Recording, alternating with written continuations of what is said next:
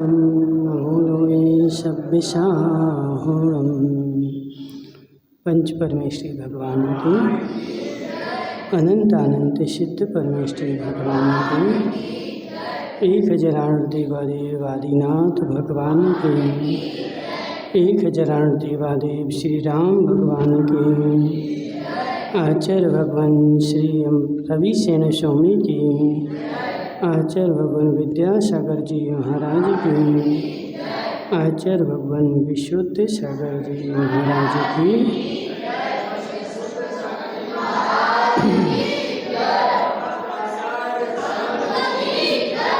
यहाँ पर पद्म पुराण चल रहा था अपना, और जिसमें अपन ने देखा था कि युद्ध की उत्पत्ति की नहीं, यज्ञ की उत्पत्ति की चर्चा चल रही थी। ठीक है, तो जिसमें अपन ने कल देखा था कि स्वस्तिमती पर्वत की माता अपने बेटे पर्वत को बचाने के लिए राजा वसु के पास अपना रखा हुआ वर मांगने के लिए गई थी कि तुमने जो मुझे वर दिया था वह वर लेने का समय आ चुका है और मुझे वह वर चाहिए है। और उस वर में क्या मांगा? मेरे पुत्र की विजय। ठीक है, तो इसमें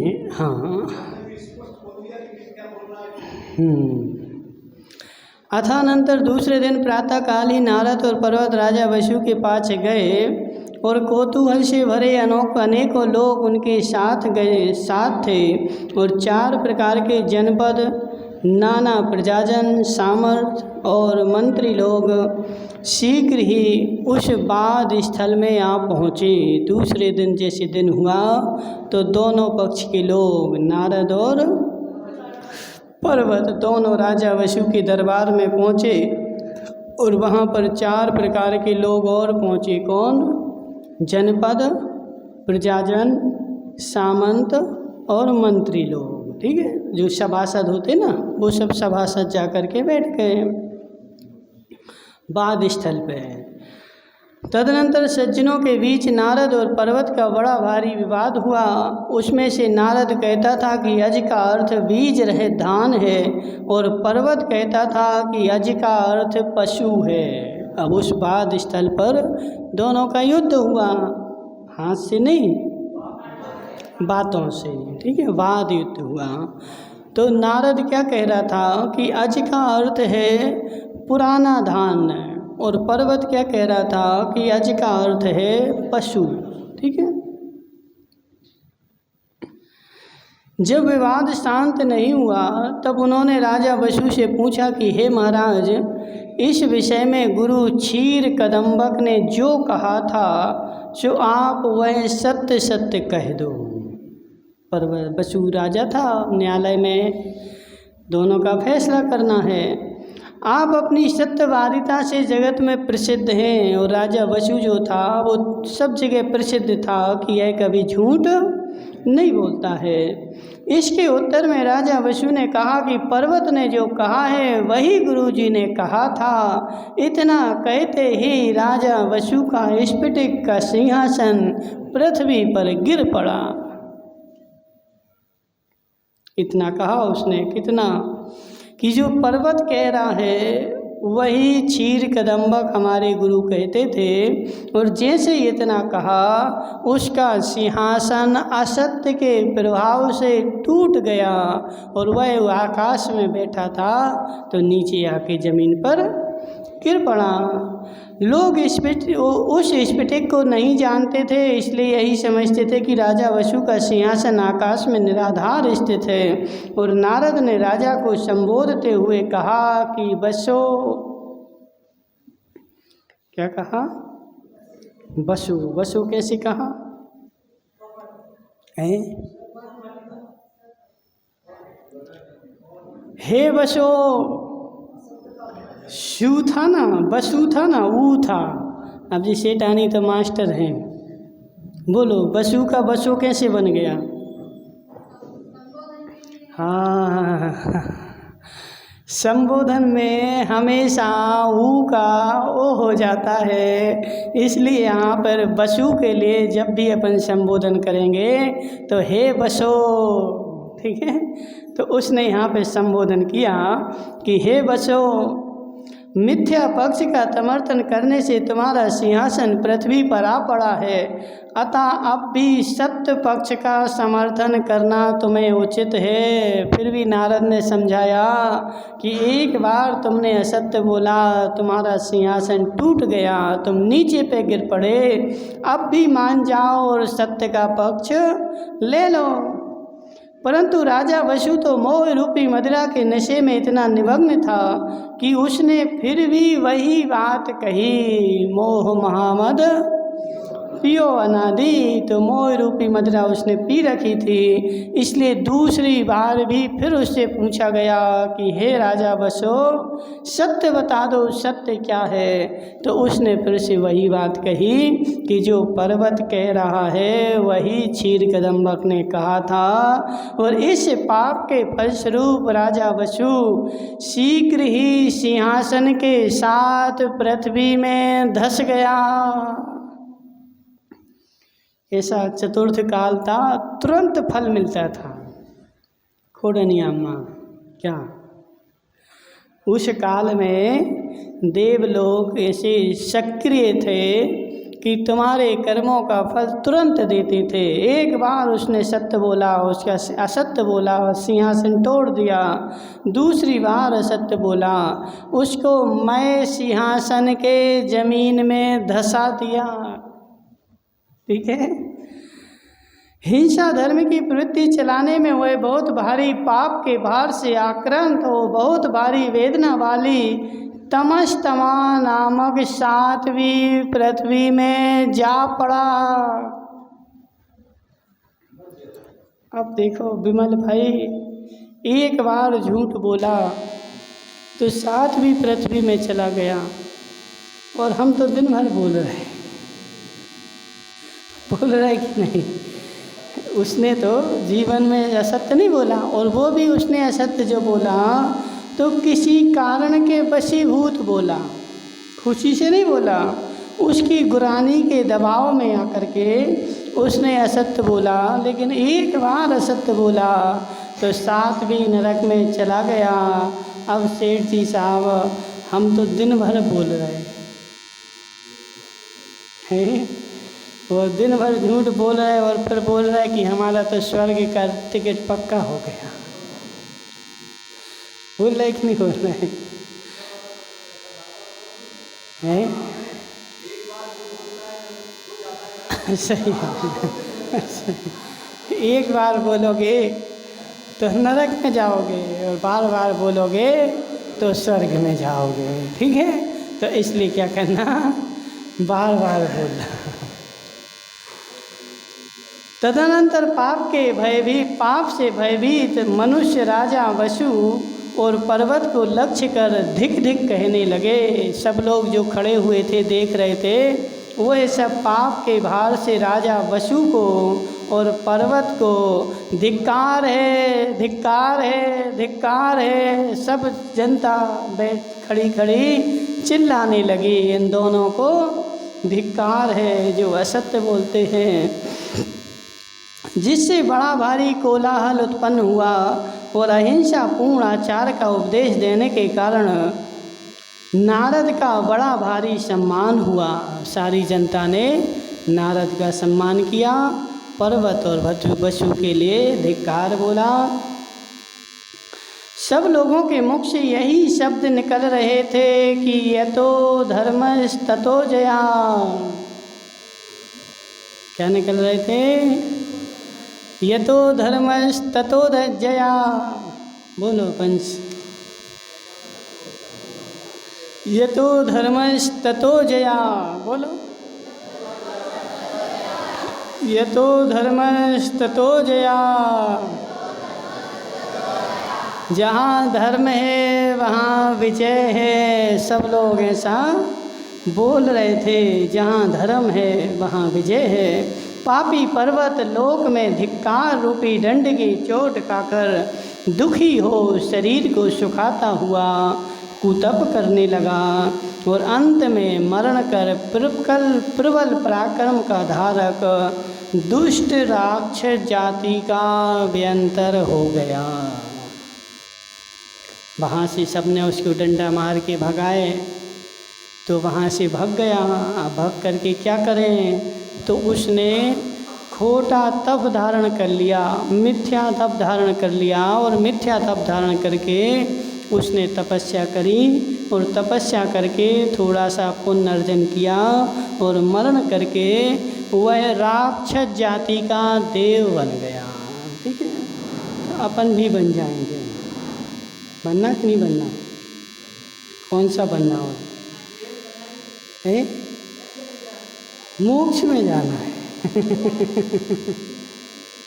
देखो अब वो कहानी पंडित जी ऐसी है कि 10 रुपया लिए और बोल रहे हमें तो सोने के बाला चाहिए। ठीक है, अब कोई आदमी पंडित जी 10 का नोट लेके घूम रहा है। क्यों घूम रहा है? बोले हमें तो सोने का हार चाहिए।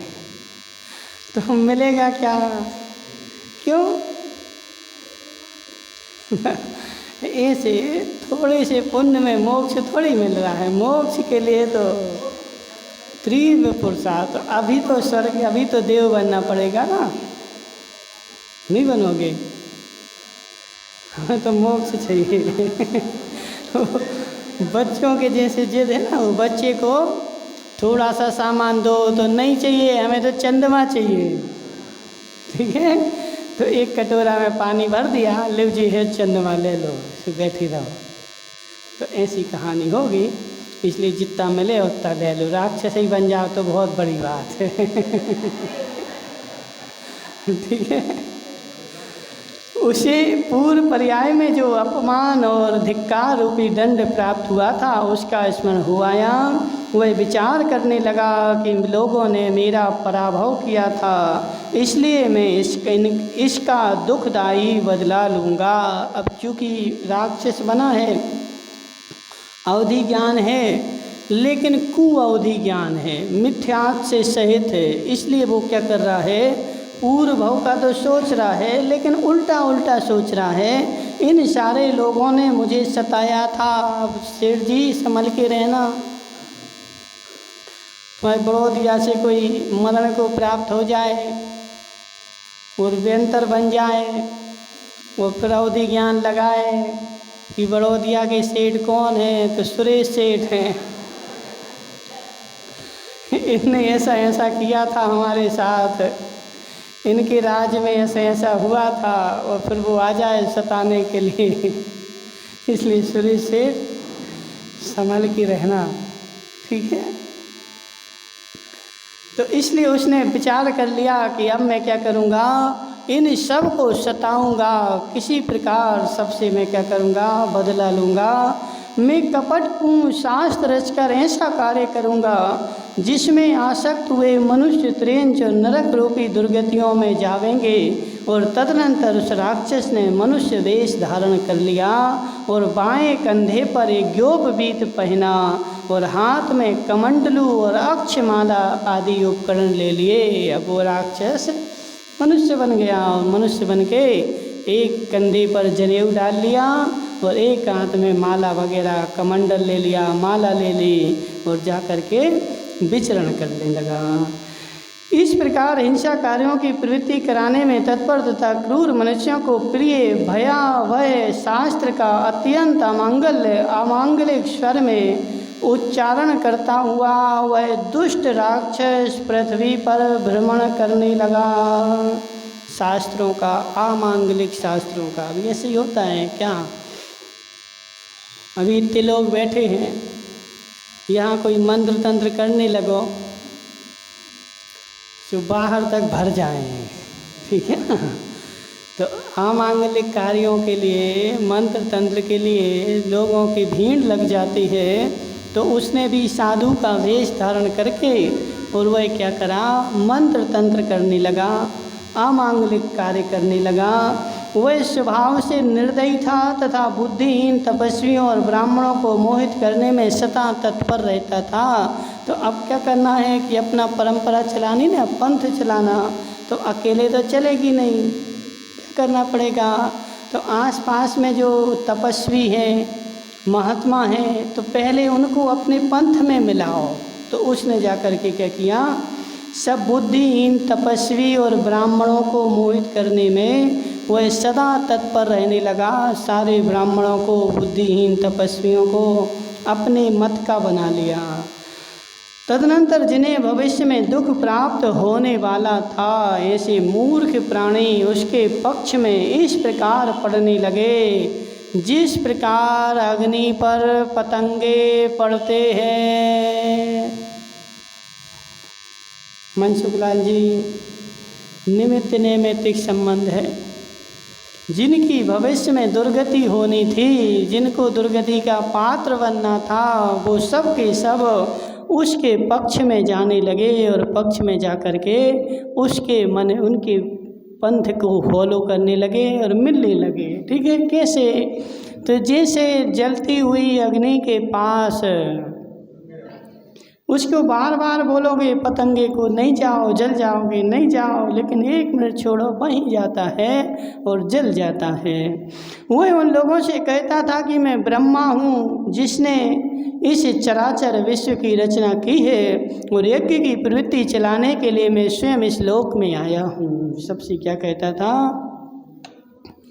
मैं ब्रह्मा हूँ और उसी ने यज्ञ की प्रवृत्ति चलाई है और इस लोक को चलाने के लिए मैं इस पृथ्वी पर आया हूँ। आज भी बहुत सारे लोग, अब तुम लोग तो मोबाइल वाले हो, मोबाइल में देखो आता है जी फलाने देवी आ गई, जी आ गए, वो आ गए, इनका रूप धर के, उनका रूप धर के, और चमत्कार दिखाया। तो मनसुखलाल जी, भीड़ लग गई, लाखों लोग, जी फलानी देवी के अवतार हैं, जी फलाने देवता के अवतार हैं, और इनके अवतार, उनके अवतार, सत्य बता रहे।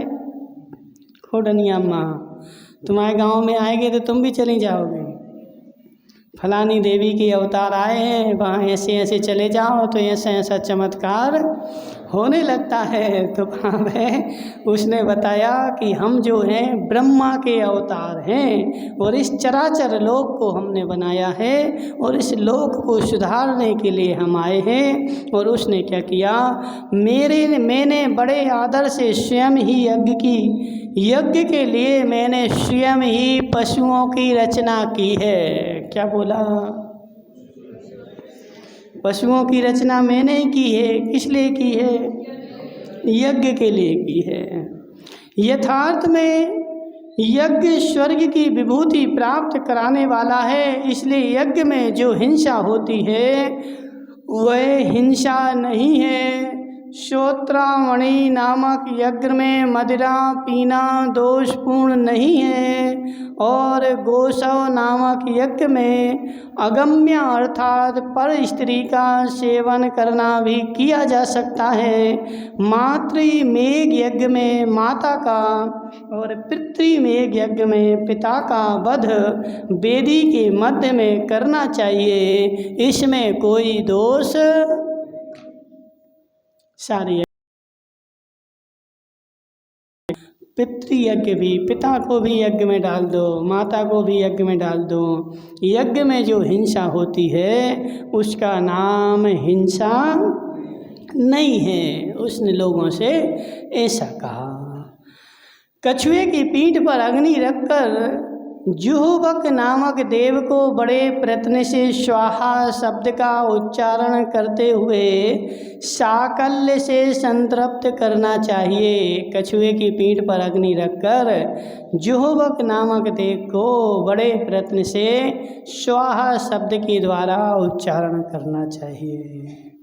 वो अपनी सारी परंपरा बता रहा है, विधि बता रहा है। यदि इस कार्य के लिए कछुआ ना मिले तो एक गंजे सिर वाले पीले रंग के शुद्ध ब्राह्मण को पवित्र जल में मुख प्रमाण नीचे उतारें, अर्थात उसका शरीर मुख तक पानी में डूबा रहे, ऊपर केवल कछुए के आकार का मस्तक निकला रहे। उस मस्तक पर प्रचंड अग्नि जलाकर आहुति देना चाहिए। अब भले बिना वाले वालों जी हैं कौन? अर्पित के पिताजी गंजे हैं। तो क्या बोल रहे हैं यहाँ पे कि गंजे को नदी में मुंह तक डुबा दो और ऊपर मात्र गंजा देखना चाहिए और उस गंजे के ऊपर क्या करना है? अग्नि जलाना है। ठीक है, तो जोहबक नामक देव को आहुति देना उसकी जला करके। कुछ हो चुका है अथवा जो आगे होगा, जो अमृतत्व का स्वामी है अर्थात देव पक्षी है, और जो अन्य जीवी है अर्थात भूचारी है, वह सब पुरुष ही है। इस प्रकार जब सर्वत्र एक ही पुरुष है तब किसके द्वारा कौन मारा जाता है? अर्थात कोई किसी को मारता नहीं। इसलिए यज्ञ में इच्छा अनुसार प्राणियों की हिंसा करो। यज्ञ में यज्ञ करने वाले उन जीवों का मांस खाना चाहिए, क्योंकि देवता के उद्देश्य से निर्मित होने के कारण वह मांस पवित्र माना जाता है। ठीक है, इस प्रकार अत्यंत पापपूर्ण कार्य दिखाता हुआ राक्षस पृथ्वी तल पर प्राणियों को यज्ञादि कार्यों में निपुण करने लगा। तदनंतर उसकी बातों का विश्वास कर लोग सुख की इच्छा से दीक्षित हो हिंसामयी यज्ञ की भूमि में प्रवेश करते थे, और उन सब ने वह लकड़ियों के भार के समान मजबूत बांधकर आकाश में उड़ जाता था, और उस समय उसके शरीर भय से काँप उठते थे। उसकी आँखों की पुतलियाँ घूमने लगती थीं। उन्हें वह उल्टा कर ऐसा झुकाता था कि उसकी जंघाएं, पीठ और ग्रीवा और गंजे पैर के पंजे सिर पर लगते थे तथा पड़ती हुई खून की धाराओं से बहुत दुखी हो जाते थे। तो उसने माया के बल से क्या दिखाया कि जिन जिन जीवों को यज्ञ में होम किया है वो सारे जीवों को उसने स्वर्ग जाते हुए दिखा दिया अपनी विद्या के बल से, कि देखो इसको डाला वो जा रहा स्वर्ग, इसको डाला वो जा रहा स्वर्ग। तो ऐसे सारे देश में उसके अनुयायी मिल गए और लोग अपने अपने पिताओं को ला करके यज्ञ में डालने लगे, अपने जानवरों को लेकर के यज्ञ में डालने लगे, और वहाँ से यह यज्ञ की